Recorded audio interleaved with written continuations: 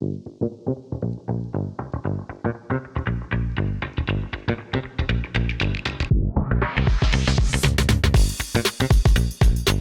au Polysécure, épisode spécial Cyber-Écho. Je suis avec Mélissa. Comment vas-tu?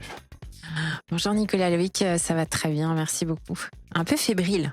Ouais, oui, je comprends. Tu viens présenter sur... J'ai beaucoup aimé la façon que tu l'as nommé, puis je suis vraiment collé là-dessus. Le cerveau comme une infrastructure. Ouais. C'est une façon de l'aborder différemment Mhm. qui module la façon qu'on peut l'aborder, comment ça a une influence dans ce monde technologique où on est plein d'infrastructures. Oui, absolument. L'idée, c'est de prendre ce qu'on sait faire, c'est-à-dire considérer, on va dire, nos outils comme des infrastructures que l'on mesure, etc., mais de l'adapter à ce qu'on ne mesure pas, ou en tout cas ce qu'on ne maîtrise pas encore, ce qu'on ne gère pas, c'est le facteur humain. Et la raison pour laquelle je suis fébrile, c'est qu'effectivement, on entend beaucoup parler d'intelligence artificielle. J'ai hâte de poser la question en introduisant la conférence. Je ne sais pas comment l'audience va réagir, mais je vais poser la question au risque de te spoiler. Combien d'entre vous utilisent l'intelligence artificielle au quotidien? Je pense que je vais avoir beaucoup de mains levées.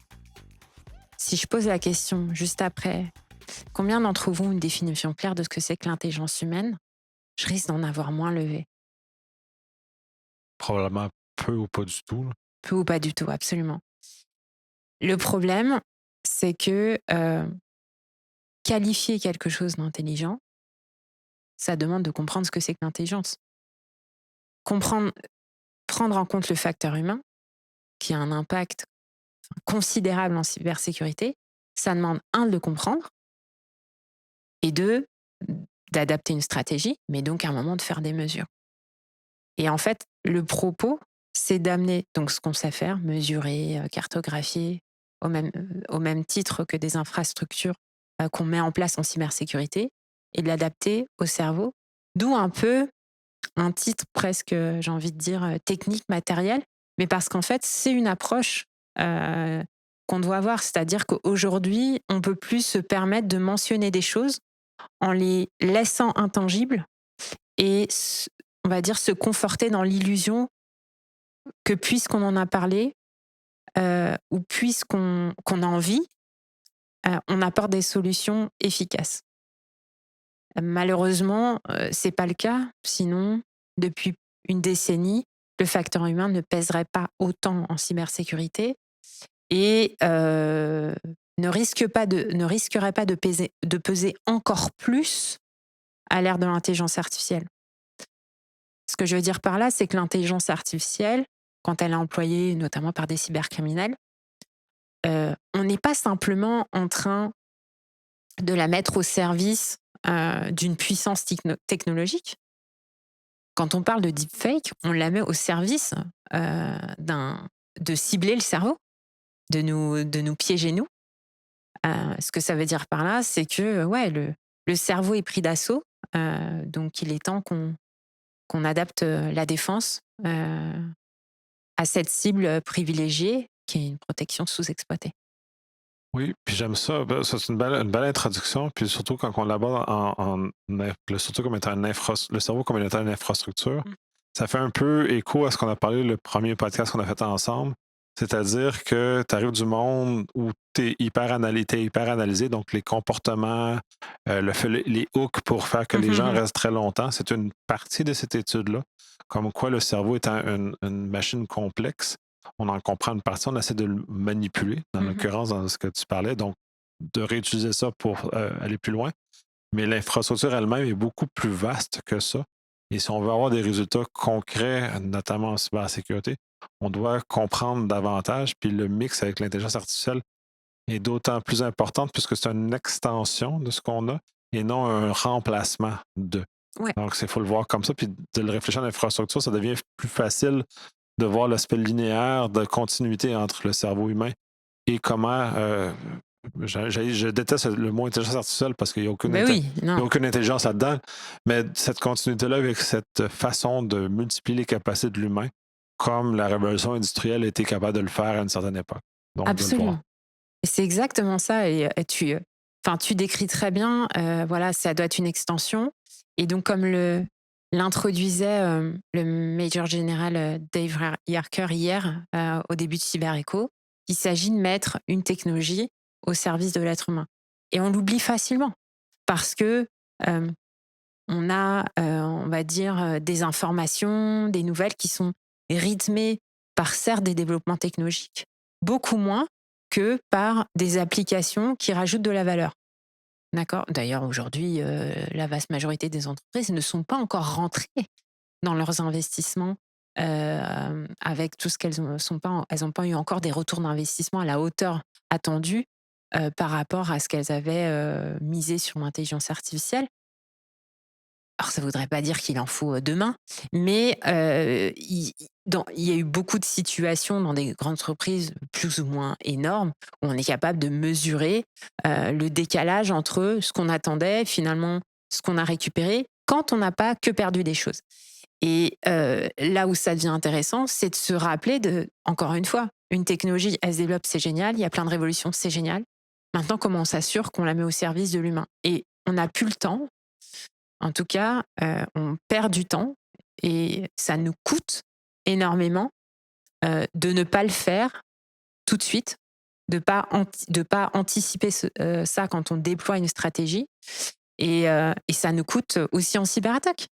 C'est-à-dire que ça nous coûte de dire ah bah oui, l'IA, on va déployer des outils, faire attention aux outils d'IA, et à côté de ça, on la met pas nécessairement au service de développer l'intelligence humaine, alors que c'est un outil fantastique. On développe l'intelligence humaine avec bien moins que ça. Donc il y a beaucoup d'opportunités à saisir pour la mettre au service de l'humain, au service du discernement indispensable à l'ère de l'intelligence artificielle. Parce que voilà, les deepfakes, etc., dans dans l'arsenal des cybercriminels aujourd'hui qui vont justement bénéficier de l'IA, qui bénéficient de l'IA déjà depuis un moment, mais encore plus de l'IA générative et de sa puissance, on a beaucoup, beaucoup d'armes redoutables contre les systèmes et encore plus contre le cerveau. Donc, on ne peut plus se permettre de contourner ce facteur humain ou d'en parler d'une manière qui est intangible. On se doit d'apprendre. Oui, puis je reprends l'analogie de l'industrialisation. À une époque, on a mis des moyens mécaniques pour augmenter la capacité des muscles de l'humain. Donc, on a étudié un peu mécaniquement, comment l'humain interagissait. Notre système d'éducation s'est basé de ces époques-là, est né d'à peu près de ces moments-là. Et notre système d'éducation et comment on aborde le cerveau humain est resté figé dans ces moments-là, où maintenant le paysage est en train de changer, où le fait d'augmenter la capacité physique des humains n'est plus une préoccupation. Maintenant, on est rendu du côté d'augmenter la capacité intellectuelle et le cerveau. Et là, on n'a aucun moyen d'éducation crédible pour nous amener dans c'est ce que l'avenir nous présente. Oui. Donc, on est comme un peu un peu déboussolé. Puis on est très facile à manipuler. Là. On parle toujours du facteur humain en cybersécurité parce qu'on n'a jamais considéré sa place dans le système. Contrairement à l'époque de l'industrialisation, on considérait l'humain comme étant une partie intégrante de cette industrialisation-là. Là. Oui, absolument. Et puis, justement, il y a un autre point aussi que je compte aborder, notamment pour ouvrir. C'est-à-dire qu'au-delà d'avoir, vraiment d'aller avancer des recommandations concrètes pour considérer le cerveau comme infrastructure avec ce que ça doit contenir de cartographier, de mesurer, etc. Il y a aussi l'aspect de la relation. Parce que l'intelligence artificielle, de manière très insidieuse, en s'incrustant, et encore, j'ai dit incrusté alors que c'est tellement justement insidieux, tellement fluide que il n'y a pas de, on va dire, il y a pas de friction pour l'IA pour s'insérer dans nos vies. Il en faudrait, mais il n'y en a pas. On va dire que elle fait passer, voilà, l'économie de l'attention, à ce qu'on appelait l'économie de l'attention, à une certaine économie de la relation à la réalité via l'IA. Et malheureusement, dans cette économie de la relation qui est à mon sens, pas nécessairement productif, pour le dire correctement, pour l'espèce humaine. Parce qu'on parle d'une économie de la relation qui va, pour le coup, euh, diminuer potentiellement, si on en croit, en tout cas si on en suit les usages actuels, les interactions entre humains, de discuter, de se remettre en cause, de réfléchir collectivement, à une interaction humain-machine qui va s'adapter, qui va nous conforter dans l'immédiateté d'avoir quelque chose qui nous brosse dans le sens du poil, qui va nous conforter dans le fait d'être convaincu qu'on a accès à une vérité, etc., qui va nous retirer des opportunités de nous remettre en cause, que ce soit vis-à-vis donc de la réalité, vis-à-vis de la manière dont on est censé devoir travailler aussi pour maintenir des relations humaines et les développer. Donc dans cette économie-là, il y a quelque chose qui est frappant, c'est que aujourd'hui, l'intelligence artificielle, tout le monde en parle, très peu partagent ce qu'ils font avec au quotidien. Si on demande à une équipe aujourd'hui de professionnels, euh, même un gestionnaire, est-ce que vous savez comment vos collaborateurs utilisent l'intelligence artificielle, puis quelles tâches ils font avec? Je suis persuadée que très peu seront capables de le dire. Comment ça se fait? Comment se fait-il qu'on n'apprenne plus ça? C'est quoi apprendre si on est tous en silo, avec quelque chose qu'on a au bout de nos doigts pour adopter une nouvelle technologie? Ça aussi, c'est important, la relation. Et l'intelligence artificielle doit appeler, avec ce signe d'alarme sur l'économie de la relation, doit appeler à beaucoup plus de partage en cybersécurité et faire en sorte qu'on ait plus des gens qui fassent des erreurs, mais plus des gens qui signalent, qu'on valorise, qu'on blâme pas l'erreur, mais qu'on valorise le fait d'expérimenter, qu'on valorise la relation aussi dans la communication. C'est un enjeu considérable aussi en cybersécurité. C'est un énorme enjeu. De l'exemple de ce que tu mentionnais, ce qui m'a fait penser, c'est la destruction ou la détérioration de la relation entre les humains. La machine Ouais, détériore la relation absolument, entre les humains absolument. et vient nous isoler énormément. Puis là, tu parlais vraiment d'une machine qui nous conforte dans ce qu'on pense. Et la psyché humaine ou la conscience se développe au contact de l'autre, de la contradiction, de la frustration et de comment on navigue dans cet état-là. Et quand on se retrouve avec des machines qui ne font que nous conforter dans un état finalement infantile parce que ou juvénile parce qu'on est encore en état de développement, donc de contact avec autrui, d'enrichissement. Mhm. On parlait de questions existentielles, c'est basé sur le fait qu'on réfléchit en tant que collectif. Et là, on devient en réflexion unitaire, seul avec sa machine, avec une plus grande incapacité à interagir, et Et oui, nécessairement, ce qui ça a comme contre-effet, quand on n'est pas capable de valider, on n'est pas capable d'entraîner notre cerveau, mais donc on non, devient nécessairement plus vulnérable à quoi que ce soit, puisqu'on n'a pas confronté notre cerveau à d'autres humains et toute l'imprévisibilité des autres humains, incidemment. Donc, on se retrouve à- à redevoir réfléchir. Puis, tu sais, dans l'exemple aussi de l'industrialisation, avant, on n'avait pas besoin de faire du sport parce qu'on faisait du sport dans notre quotidien. Donc, on n'avait pas besoin de façon synthétique d'activer notre corps. Maintenant, mais on doit oui, de façon synthétique activer notre corps parce que là, on constate après de très longues études, mais tu sais, c'était évident qu'on a un problème, mais on va avoir le même élément du côté cerveau absolument. qu'on on va devoir synthétiquement, étrangement, euh, bouger ça pour le développer, pour l'amener à ce qu'il a été conçu pour fonctionner. Absolument. Elle est vraiment très pertinente ton analogie avec l'industrialisation, justement pour ce côté synthétique. C'est-à-dire que euh, on a besoin de reprendre en main des choses qui étaient acquises et qui ne le sont plus. Et puis bon, on avait évoqué le coup de pelle à l'intelligence humaine donné par les réseaux sociaux. Et aujourd'hui, c'est ça fois puissance, je sais quel chiffre, parce que on a un coup de pelle à l'intelligence humaine, mais une puissance considérable de ce coup de pelle dirigé contre les relations humaines.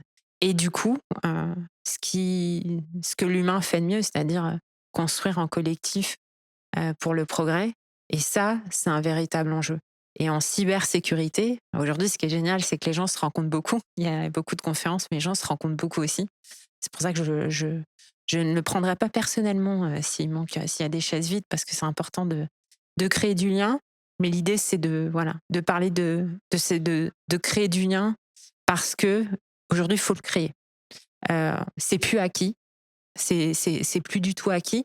Et oui, de manière synthétique, au même titre que l'activité physique, on en aura besoin pour notre santé. On aura besoin de prendre conscience individuellement que le coût de la personnalisation des expériences nous conforte dans des chambres d'écho. Et ces chambres d'écho-là, c'est pas simplement nous amener vers des points de vue extrêmes, c'est littéralement, si je peux me permettre cette métaphore, faire fondre notre cerveau au soleil, si ce n'est nous abrutir chaque seconde. J'aime bien l'image de faire fondre notre cerveau, étant donné que c'est très squishy. Mais effectivement, puis effectivement, c'est comme une glace. Ça a tendance à fondre, justement, c'est pas stimulé, mais c'est ou le faire, de transformer les muscles en autre chose. C'est un peu sur l'exercice physique, c'est prendre la meilleure analogie, même s'il est imparfait sur comment le cerveau fonctionne. Donc, j'avais cette discussion-là sur le fait que d'apprendre, ça fait mal. Donc, on n'aime pas, donc on évite d'apprendre. Puis quand on est dans un univers qui nous conforte, qu'on n'a pas besoin d'apprendre, qu'on est pris en charge, donc on demeure des enfants. Absolument. Naturellement, le cerveau va glisser vers cet univers-là. Puis, comme on a vu avec l'industrialisation, puis l'image de l'industrialisation, parce que je l'aime beaucoup, parce que c'est mon père qui le relatait. Son père, à lui, faire du vélo, c'était de se rendre au travail. Donc, ça avait l'aspect quotidien de faire de devoirs. Il était esclave de son vélo, si on veut, parce que c'est le moyen de se rendre au travail. Car mon père, lui, utilisait le vélo pour se divertir. Fait qu'il y a eu ce changement-là où maintenant, il fait du vélo pour, justement, de façon synthétique, se tenir en forme, qui avant était inclus dans la vie. Fait que c'est vraiment dans cet aspect-là. Et le fait qu'on s'ankylose me trouble énormément, qu'on ne réfléchisse plus me trouble énormément, qu'on délègue à l'intelligence artificielle. Puis ça aussi, ça me trouble énormément où on se dirige. Oui, absolument. On a quand même une grande vague de polarisation à l'échelle mondiale qui a été amenée depuis une quinzaine d'années par les réseaux sociaux. Je discute pas de l'intention des géants technologiques sur leur plateforme, probablement en tout cas de leur manque d'intention sur le fait de lutter contre ça, si je puis me permettre. Mais effectivement, on assiste à une polarisation qui est en tout cas accélérée avec les usages réseaux sociaux, entretenus, et puis avec l'intelligence artificielle aujourd'hui, euh, ça va être non seulement de la polarisation, mais aussi vraiment ne plus considérer le cerveau comme quelque chose qui est donc plastique d'une part, et qui donc, comme un muscle, voilà, si on n'en fait rien, il ne devient rien. L'idée, c'est de remettre euh, l'entraînement du cerveau. En plus, tu parlais justement de ce qui fait mal. Et puis, sans que ça fasse mal au sens douloureux, etc., le sens de l'effort. Euh, Ce qu'on fait de mieux, les meilleures inventions. C'est pas agréable à la salle de gym, puis d'aller faire des poids, puis des choses comme ça, on va avoir de la douleur physique parce que on entretient notre corps. C'est la même chose pour c'est pas la douleur n'est pas la même, là, mais c'est le sens de l'effort. Parce que même si on n'aime pas la douleur associée, il y a quand même une certaine satisfaction. Puis il y a des hormones qui sont sécrétées Absolument. Les de endorphines. par ça, qui nous amènent quand même à nous motiver à retourner à la salle de gym le lendemain et encore souffrir, suer et nous demander le sens de la vie, pourquoi on est là en train de courir sur un tapis roulant. Là. Mais pour celles et ceux qui nous écoutent, moi, je les mets au défi de prendre de faire juste cette petite introspection par rapport à l'activité sportive et à l'effort. Évidemment, sauf dans le cas d'une blessure grave, allez au sport. Prenez le temps de comprendre juste mentalement, comment vous vous sentez avant. Mentalement, comment vous vous sentez après. Ça va pas résoudre tous vos problèmes, vous irez forcément mieux quand même. Et c'est important de comprendre ça parce que dans l'histoire de l'humanité, ou même l'histoire animale, mais particulièrement dans l'histoire de l'humanité, puisqu'on a accès justement à une définition du progrès qui nous est, on va dire, visible. Euh, le progrès humain, les meilleurs progrès que les gens font, se font rarement dans le confort absolu. Et la question de confort, j'adore être confortable. Mais à terme, immédiatement, c'est ce vers quoi on se dirige, la loi du moindre effort. À terme, c'est important de prendre conscience à quel point ça nous rend service. Et donc, de manière quotidienne, de manière continue, c'est indispensable de toujours trouver son équilibre entre l'effort et le confort. Après l'effort, le réconfort. Je ne suis pas contre le réconfort, je ne suis pas contre le confort. Mais la même sensation de confort, de toute façon, est difficilement perceptible si on ne sait pas ce que c'est que l'effort. Tout à fait. Puis j'ai un exemple très intéressant sur ça, justement sur le confort. Nos maisons sont à température équilibrée, Mhm, stable. mhm. Le corps humain n'aime pas ça. On devient le confort que nous apporte le fait que nos maisons sont à température égale nous amène dans une certaine forme d'inconfort et de malaise physique parce que notre corps n'aime pas être dans un élément stable et confortable, si on veut dire, à terme. Et le changement est nécessaire. Donc, le changement d'état à changement de température, changement d'humidité, le corps humain est fait pour ça. Et on peut même aller plus loin que ça si on va dans des chambres j'ai pas le terme, mais on n'a pas de son, on n'a rien, on est vraiment complètement dans un vide sensoriel complet. Mhm. Et le cerveau n'est pas capable de vivre dans un état de vide sensoriel extrême. Il devient fou. Il y a des gens qui ont perdu un sens à la vie avec ça parce que on vit avec ces stimuli-là. Ben oui. Et donc, on a besoin de stimuli. Et le fait de s'en aller vers un confort, on ne veut plus de stimuli. Mais en amont, on va avoir aussi d'autres problèmes qui vont émerger de troubles mentaux essentiellement, Bien sûr. de maladies qu'on va voir émerger de ça. Là. Ah bah, tout à fait. Je pense que l'exemple de la température aussi, évidemment. C'est même, je veux dire, même le système immunitaire. Typiquement, hein, le système immunitaire se renforce aussi avec la manière dont voilà, notre corps éprouve différents milieux en termes de température, d'humidité, de vent, de ce que tu veux. Et d'ailleurs, je me permets du coup de faire un petit clin d'œil à Thierry Gagnon de Casero, qui m'a conseillé de lire The 5 a.m. Club. Et bah voilà, moi, à 5 heures du matin, je me lève et je pars aux premières lueurs courir. Bon. Donc, je fais ça 3, 4 fois par semaine, des fois 5 si vraiment j'ai beaucoup de stress et que j'ai besoin de ventiler, si je suis vraiment énervée. Et je. Et alors, j'ai pas d'enjeu de performance. Hein. Je pars, l'idée c'est de faire le vide. Hein, donc, il n'y a pas de Strava et compagnie. J'ai ma montre Casio pour juste m'assurer quand même que je reviens à une heure potable. Mais ce que, ce que ça m'apporte, j'y vais même pas pour le conditionnement physique. C'est mental. C'est une douche mentale. Et ça, on- tout à l'heure, quand tu parlais de l'industrialisation, on a besoin de manière synthétique. On a besoin aussi de manière synthétique de se rappeler à quel point cet équilibre entre l'activité physique et le cerveau est indispensable parce qu'il n'y a pas que des endorphines qui se libèrent. Quand on fait du sport, il y a aussi ce qu'on appelle BDNF, Brain Derived Growth Factor, ou Neuron Factor. Il y a donc des molécules qui littéralement vont entretenir et développer nos neurones, qui ne se développent pas, qui ne sont pas, on va dire, synthétisées et à la disposition de nos neurones si on n'a pas d'activité physique.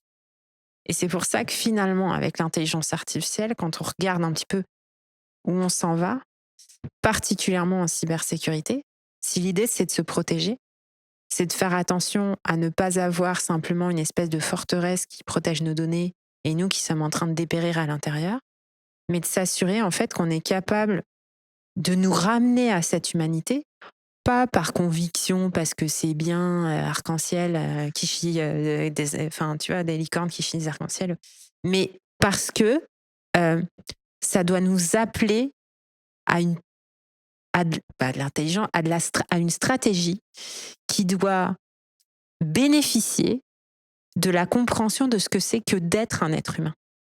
Et donc de ce dont on a besoin pour vivre, et ce dont on a besoin pour vivre, et pas simplement réagir ou se protéger et survivre, ce dont on a besoin pour vivre, c'est des liens. C'est de l'effort intermittent, mais de l'effort quand même. D'apprendre, de se remettre en question. Et le confort, on va dire que toutes les initiatives ou toutes les idées qui veulent lutter contre le confort le plus gros mettent forcément à risque nos capacités d'adaptation. Forcément à risque nos capacités d'adaptation. Et c'est extrêmement important d'y faire gaffe. Mais même quand on élève des enfants, la notion de confort est extrêmement importante.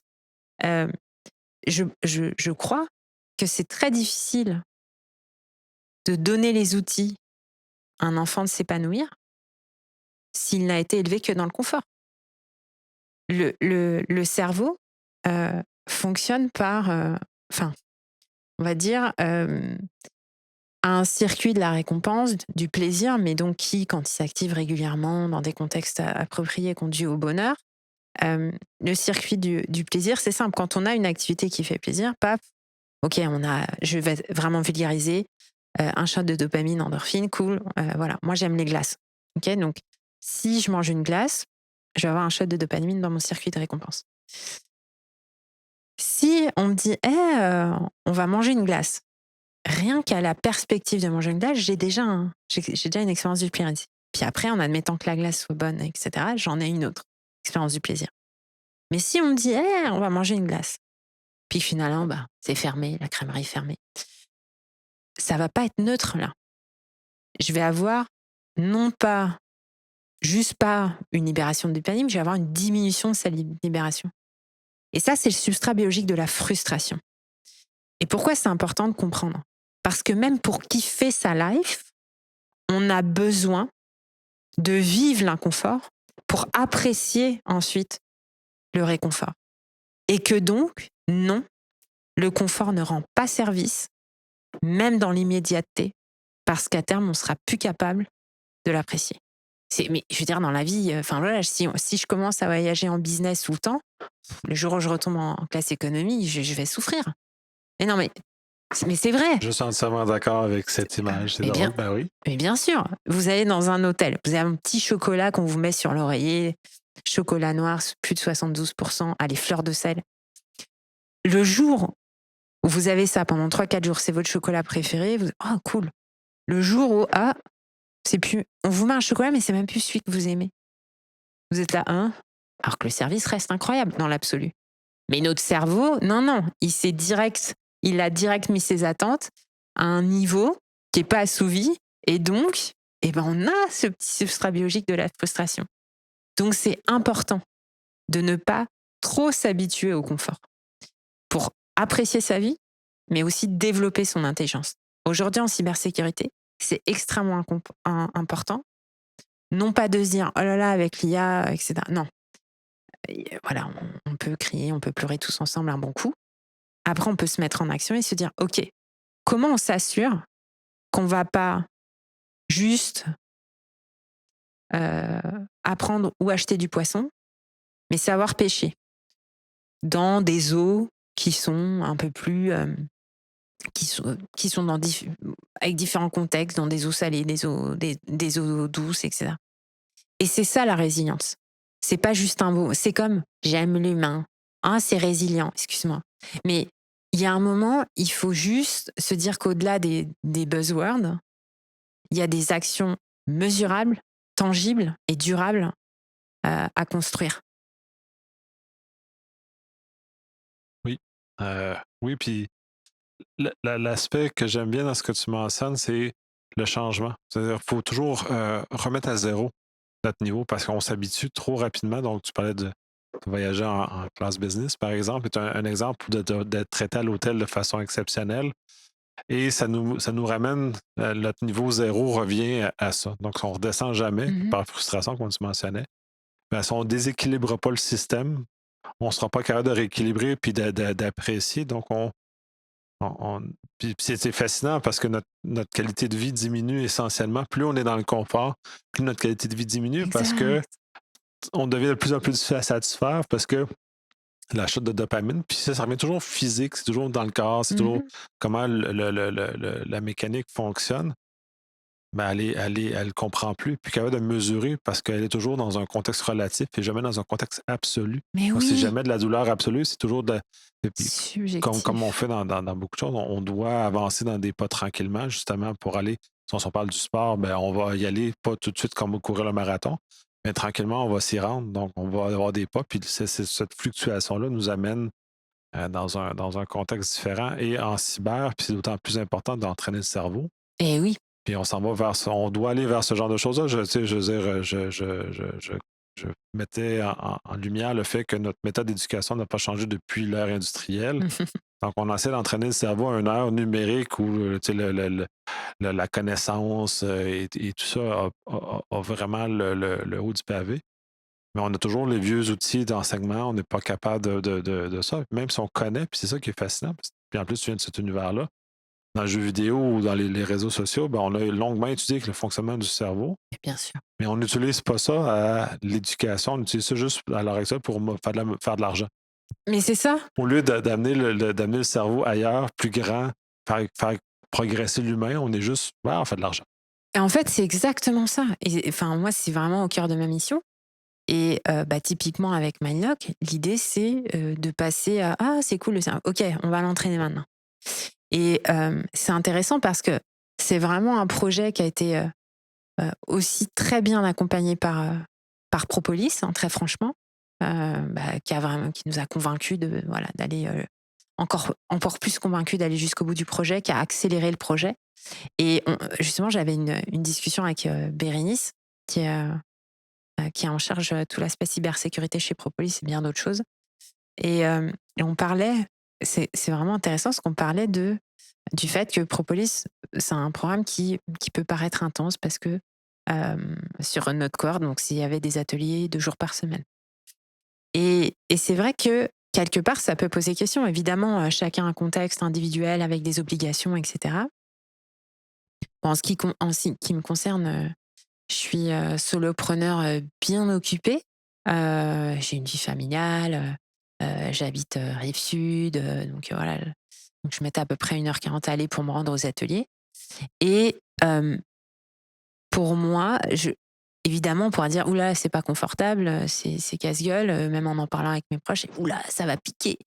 Hem et en même temps, hem, je trouve que, tu vois, là, dans un mois où j'ai 14 conférences, je me dis: «Bah ouais», et en même temps, je sais même pas si, paradoxalement, ça va pas me reposer par rapport à à ce que j'ai fait avec Propolis, et je suis extrêmement reconnaissante qu'on nous place dans un environnement où il s'agit d'être entrepreneur, dans un quotidien qui n'est pas illusoire, qui est probablement beaucoup plus proche des engagements, de l'inconfort, de la remise en question, etc., que de toute façon chaque entrepreneur doit vivre.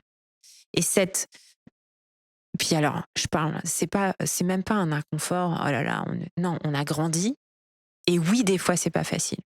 Et oui, des fois, moi, à 23h30 le soir, quand j'avais 4 courriels hyper importants envoyés, plus un atelier à rattraper en PowerPoint à télécharger. Oui, il faisait nuit autour de moi, ça ronflait autour de moi, par la fenêtre, il y avait peu de lumière allumée. Et en même temps, ces moments-là sont extrêmement précieux, parce qu'ils ne servent pas simplement à ce que j'essaye d'accomplir, ou d'accomplir, de maintenir, de sauver les meubles dans l'immédiat. C'est dans ces moments-là qu'on se construit, en fait. Pas dans les moments où, ouais, de toute façon, c'est convenable. C'est dans ces moments-là qu'on se construit. C'est ça qui nous amène à progresser, et qui nous amène aussi, même pour notre estime de soi, à nous dire: OK, je vais pouvoir faire ça. OK, ça me fait pas peur. ça va aller. Et donc, par rapport au programme Propolis que je dois mentionner et remercier, toute cette analogie qu'on a avec l'inconfort, l'importance d'entraîner son cerveau, d'autant plus dans une ère de bouleversement, je trouve qu'ils l'ont très bien amené pour nous conditionner en tant qu'entrepreneurs là-dessus, avec une approche définitivement humaine. Humainement, par contre, on est très confortable. Les gens sont trop sympas. Je veux dire, ce que je veux dire, c'est que... Et puis du coup, dès qu'il y a une petite friction, on est « Oh !» Mais tu vois, je trouve que un programme d'accompagnement entrepreneurial, typiquement, si ça devait être quelque chose qui est à la cool, etc., déjà, je pense que ça pourrait donner l'illusion de ce que doit représenter un engagement quand on veut monter une start-up à une personne qui veut mieux apprendre là-dessus. Je pense que ça peut vite nous mettre dans l'illusion. Je pense que ça donne pas forcément à un programme l'opportunité de repérer des profils qui, justement, vont tenir la barque jusqu'au bout. Et oui, ça rend accessible, mais malheureusement, l'inconfort ne doit pas forcément être accessible tout de suite à tout le monde. Et mon mentor me disait, l'année dernière, je commençais à être conférencière. Il y avait une conférence, donc en 2024, il y avait une conférence qui allait être donnée au ministère de l'Éducation. Et j'étais shortlistée. Donc on devait être, j'imagine, 2, 3, peut-être 4, je sais pas, à être considérée pour cette conférence-là. À ce moment-là, pour moi, c'était le Graal, quoi. Je me disais, oh là là, après ça, sky is the limit. Et finalement, ça n'a pas marché, j'ai pas été sélectionnée, etc. Et mon mentor m'a dit, à ce moment-là, ce que ça m'a donné un coup, j'avais vraiment l'impression de... Et puis, mon mentor m'a dit, tu verras que c'est pas plus mal que ça marche pas du premier coup. Parce qu'en fait, ça te rendra beaucoup plus durable. Mais il a eu complètement raison. Complètement raison. En plus, il se trouve qu'en 2025, du coup, ça a fonctionné. Mais c'est exactement dans ces moments-là définissent non seulement qui on est, mais ce qu'on peut faire, avec qui. Et il faut pas négliger ça non plus dans un contexte de cybersécurité. Oui, on a des gros défis, mais c'est des opportunités immenses de faire appel aux compétences humaines, de mieux gérer un facteur humain. Pourquoi ? Parce que comme il a un impact dominant depuis plus d'une décennie, c'est-à-dire qu'avant l'IA générative, on aurait pu faire quelque chose. Bon, on l'a pas fait. Tu vois. Bon, bah voilà, maintenant on n'a plus le choix. Effectivement, on est rendu là. Puis l'apprentissage se fait à travers l'échec, à travers l'erreur. Ouais. Puis ça, c'est une des plus grandes constances. C'est comme ça. Donc, en cybersécurité, puis tu l'as assez bien, le fait d'avoir eu un échec, le fait de ne pas avoir été sélectionné, oui, ça fait, c'est inconfortable, mais c'est un apprentissage. Puis justement, comme ton mentor disait, ça t'amène dans la durée, dans la résilience. Mm-hmm. Donc, tu es capable le prochain coup. Et puis ça se réplique en cyber. Il faut accepter l'erreur, il faut le vivre avec. Il faut faire que les gens, les humains qui subissent la cyber, ben, ils vont faire des erreurs, et les amener à grandir et les amener à progresser à travers ces erreurs-là. Et non leur donner un coup, les punir d'avoir fait une erreur par rapport à ce genre de choses-là. On va boucler sur le fait, puis je vais te laisser sur cet élément-là pour que le partage. C'est quoi ta perspective sur ce qui s'en vient? Parce que là, on a beaucoup parlé plus du passé, des choses inspirantes, mais qu'est-ce qui s'en vient? Parce que l'intelligence artificielle va modifier notre vie réellement. Et comment l'architecture du cerveau, pour reboucler sur ta présentation, va venir permettre d'être serein dans ce qui s'en vient? Ben, souvent, moi, je me dis, je pense qu'on doit choisir. Ce qui s'en vient va dépendre de l'attitude qu'on va adopter, je veux dire maintenant, dans les minutes, dans les jours qui suivent, dans les semaines qui suivent. Donc, c'est pour ça que je suis pas du tout fataliste. Je pense par contre que la dimension des opportunités que ça peut créer, parce que c'est définitif que ça peut créer des opportunités, va dépendre de la cohérence entre les propos et les actions. C'est-à-dire qu'aujourd'hui, on a des choix à faire. Est-ce qu'on adopte à l'aveugle, de manière effrénée, intuitive, Et donc, dans ce cas-là, on se fait avoir. Ou est-ce qu'on est capable de se prendre en main collectivement? Et donc, à l'échelle sociétale, ça va dépendre de ceux qui vont prendre de plus en plus de place et comment. Mais ce qui s'en vient, c'est des choix déterminants et